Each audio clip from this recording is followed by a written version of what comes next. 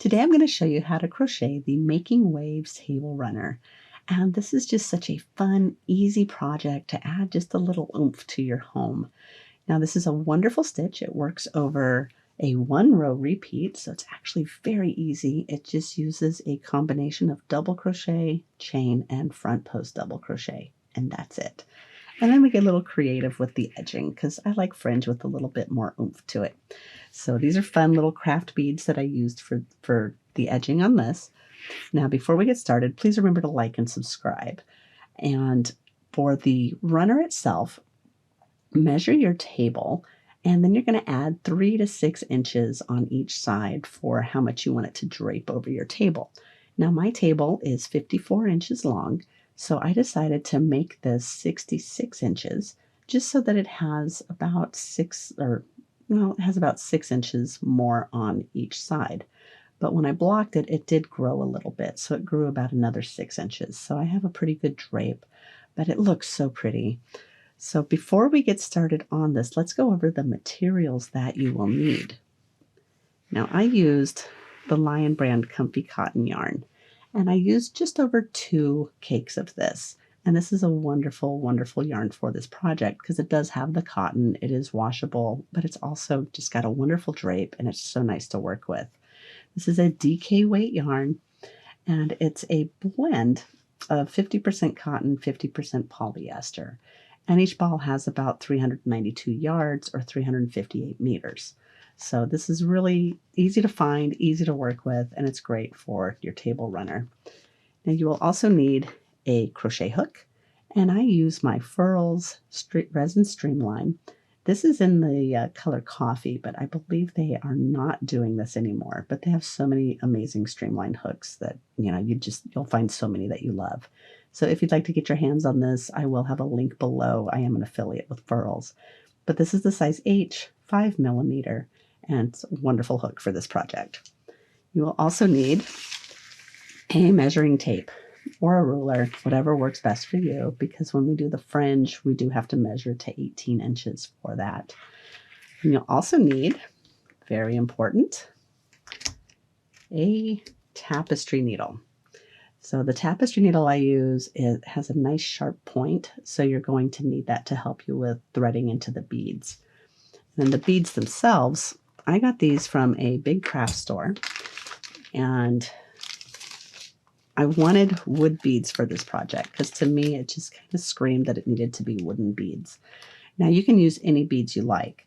What I recommend doing though is when you shop for your beads, take your yarn with you, at least 2 little strands, so that way you can see how well it'll fit within the holes. Because unfortunately the ones that I bought, they don't have measurements for how big the hole is. So I just took my yarn with me to the store and then I made sure that it would fit.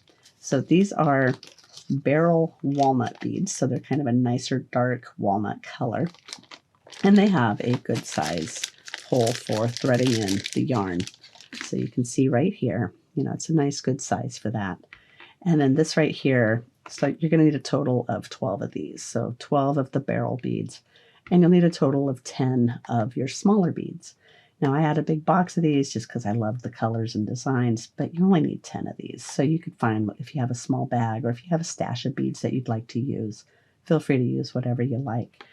But so 10 of these, 12 of these, and then you'll also need a pair of scissors. So let's get started.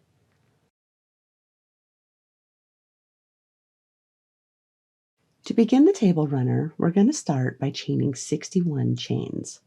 So I'm going to chain 61, and then I will meet you for row 1.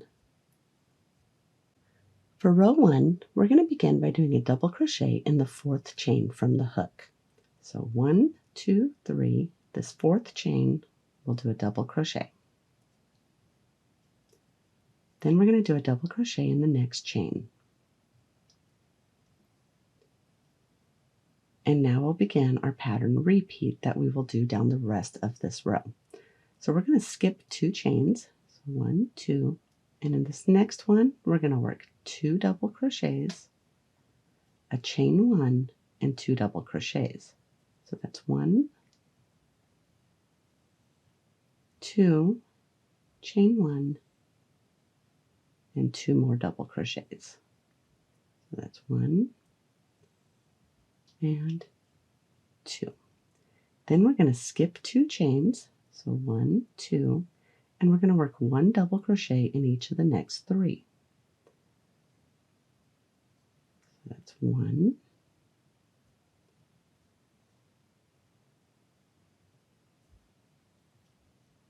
2, and 3. And that's your pattern repeat.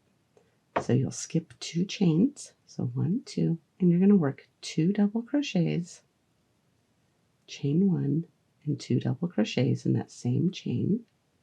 So that's 1, 2, chain 1, and then 2 more double crochets. 1, 2. Now when you're working this, be careful not to lose that little chain that's next to it, 'cause you are going to be skipping it, but it's real easy to lose it. So we're going to skip 2, so 1, 2, and 1 double crochet in each of the next 3. 1, 2, and 3. So you'll just continue doing that across, and you will end with 3 double crochets at the very end in your last 3 chains. So continue with that pattern repeat, and I will meet you for row 2. Coming up to my last double crochets on row 1. So that's 2 and 3. And this is how it should look for you. So you end with the 3 double crochets, and then your beginning has that 3 skip chains and then those 2 double crochets, which then start your little shell clusters. So now to begin row 2, now this is up to you, but I like to do my chain 2 before I turn. So I'm going to chain 2 and then I'm going to turn. Or you can turn and then chain 2. It's totally up to you. And now row 2 is our pattern repeat. You're just going to repeat this row until you get to the length that you like. So we're going to begin with this chain 2 counting as a double crochet. And then we're going to work a front post double crochet around each of the next 2 double crochet posts. So front post double crochet on that first one, on the next one, and then a front post double crochet on the next one. Then we're going to skip these 2 double crochets, and in this chain 1 space, we're going to create this shell cluster again. So we're going to work 2 double crochets, chain 1, 2 double crochets. So that's 1, 2, chain 1, and then 2 double crochets. So 1, 2. Then you're going to skip these 2 double crochets, and you're going to work a front post double crochet over the next 3 posts. So front post double crochet. That's 1, 2, and 3. And that's your pattern repeat. So we're going to do that one more time. So in this chain 1 space, we're going to skip these 2 doubles. In that chain 1 space, we're going to do 2 double crochets. 1. Oops, I need some more yarn.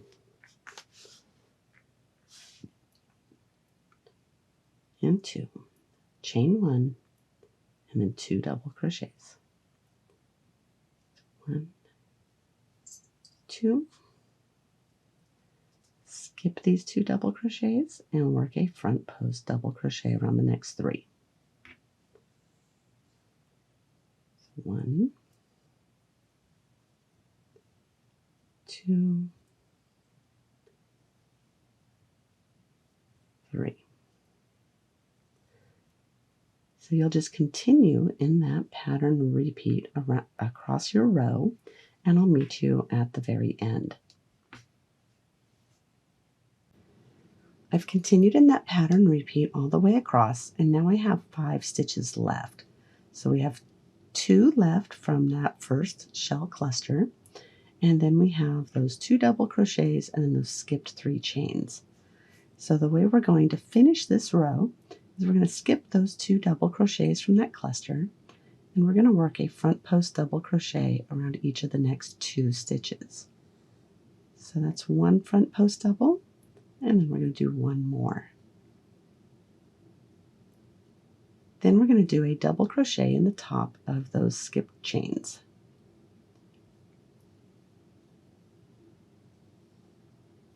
And then I'll chain 2. And then when I turn, I'm just going to repeat that row 2 all the way up until I feel like I've had enough length. Now the way that I do my table is my table measured out at 54 inches long. So I'm going to add 6 inches on each side of the table runner so it has a nice drape. So I'm going to go until I hit 66 inches. And then I'll meet you back here so that we can attach the fringe and the beads and all those fun finishing touches. So I'll see you in just a little bit. So I continued the repeat until I hit 66 inches, and then I blocked it as well. Now with this yarn being a cotton blend, it did grow a little bit, so mine is now about 72 inches, so it grew about 6 inches. So keep that in mind as you're doing it. And then I also attached the fringe to one side so that you can see how it looks. So now I'm going to show you how to do the fringe so that we can get this kind of macrame look. To attach the fringe, we are going to need a few tools. One, you're going to need your crochet hook because that's going to help you attach it to the points of the table runner. You're also going to need your scissors, and I needed a tapestry needle just to help thread the yarn through the beads. I also use an 18-inch long ruler, or you can use a tape measure just for cutting your fringe. You're also going to need your beads. Now the beads that I picked up, I got from a big craft store, so they were pretty inexpensive. And I just got wood beads because I like the look of wood. And these are beryl walnut colored beads.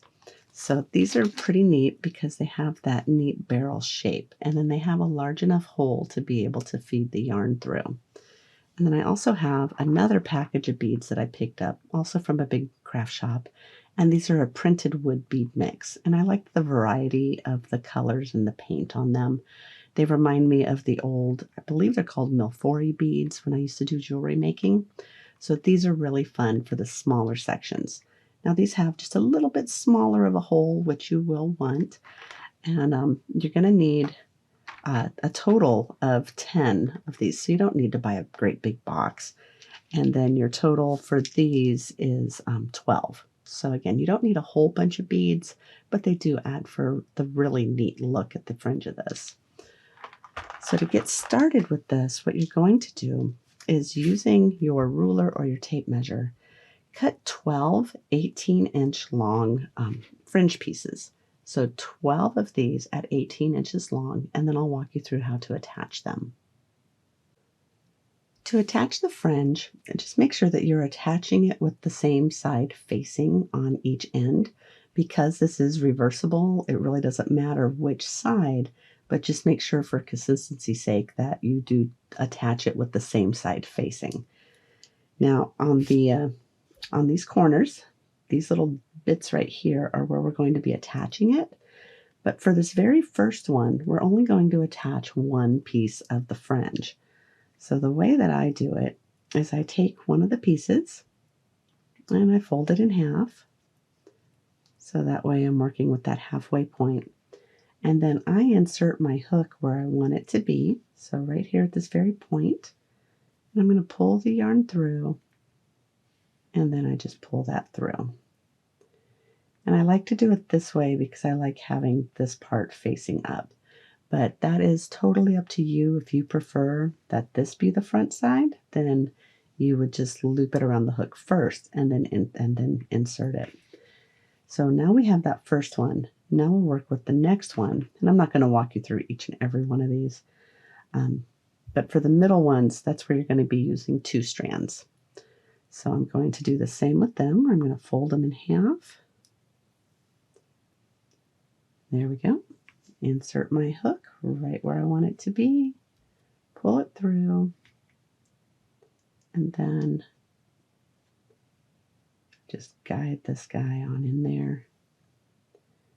Give it a little bit of a tug. So you'll do that with each of the middle ones, and then when you come to your very end piece, that's where you'll do just one strand of yarn. So I'll get these all connected, and then I'll meet you back for some beads. Now that I have all the fringes attached to the pointy ends, it's time to break out the barrel beads. Now before I start using them, I give them a quick little look-see just to make sure that they're nice beads. I had one in the bag that had a little bit of yuck on it, so I just like to make sure that I'm happy with the beads before I attach it to the table runner. So to do this, what we're going to be doing is with our first point right here, these two strands are going to go into a bead. And this is when I use my tapestry needle because it really helps to get it in through the hole of the bead. So I'm going to thread these two pieces right here.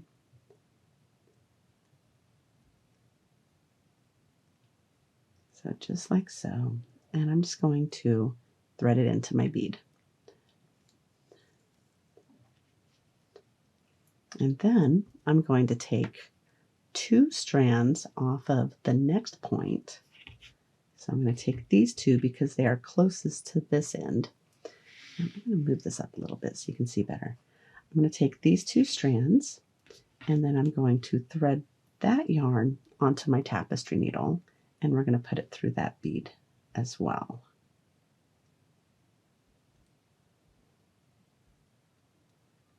And sometimes it gets a little bit cranky and it takes a couple shots, or you can just do it one thread at a time. And now I'm going to thread it through this bead once more. And this will start to create that neat little design where it gives almost a macrame look. Now we're going to continue doing that across. So we'll take these two strands from this point to the next two strands off of the next point. So we'll do that. I'll do this one more time with you.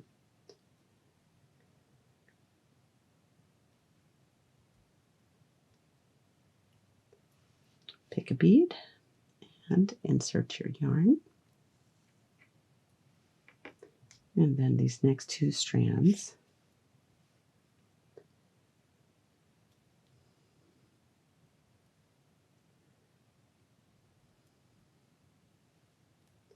And then these are going to go into that bead that we just put on.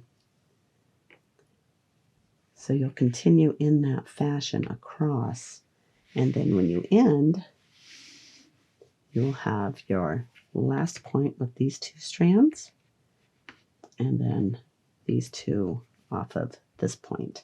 So I'll meet you after I get all of the beads on here. Now I have all my beads on, and before I secure it with a knot, I want to make sure that I'm happy with the placement of all of them so that they're pretty uniform. And I don't want them to be way up close because then it's just not going to look that great. So I pull it down just a little bit so that they're pretty uniform. And you may have an issue like this where one of them is a little bit shorter, so you can just pull that out and get it as uniform as you like. And then once you're happy with it, you'll take your yarn and just create a knot to secure that bead. So just a regular knot. And then just very carefully get that secure so that that bead isn't going to go anywhere. And you'll do that all the way across.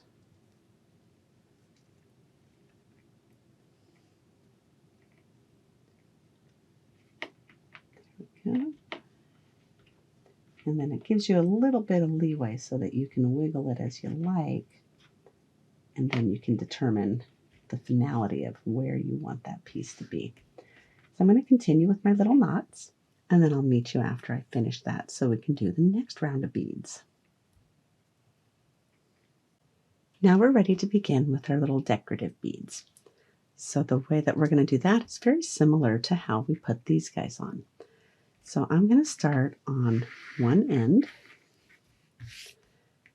And with this, we're going to put these 4 strands as well as 2 strands from the next one into this bead. So we're going to do that using the tapestry needle. And this first one and the last one are the same. So, sometimes you can just start from the outside, work your way in. I like to work from left to right, but again, whatever works for you. So I have 2 strands. I put it in my bead. And I just work with 2 strands at a time. And then I'll do 2 strands here, put it through.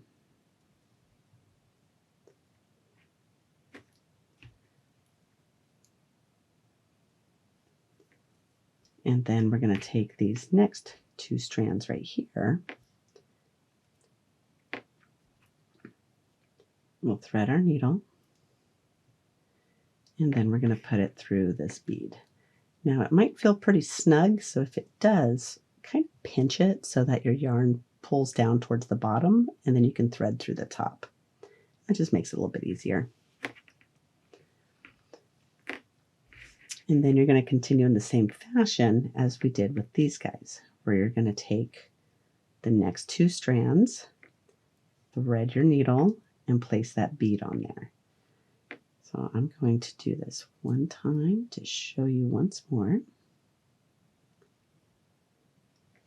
So we're picking our next bead. We'll thread that through. I just love how this looks. These beads are so fun. And then the next 2 strands from our next piece. And then we'll thread this guy.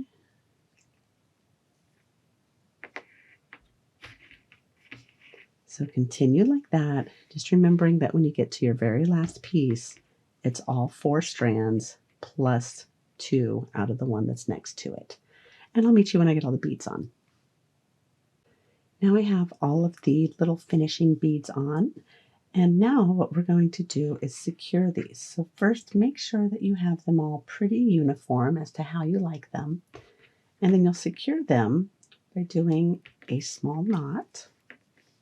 And this knot gets a little bit more challenging because it is a shorter piece. But with a little bit of patience, we can get that. Or if you need to use your crochet hook to help you out. But go ahead and do that knot, and it secures it. There you go. And then after you do that, go ahead and trim your fringe, and I leave about 1.5 inches. And I just clean it up so that way it's even. So you'll do that all the way across, and then you're all done. So I do hope you found this tutorial helpful. Please like and subscribe, and I hope you love your table runner. I would love to see a picture of it. If you do this, please tag me on social media so I can see your makes. Thanks a bunch and have a great day. Bye-bye.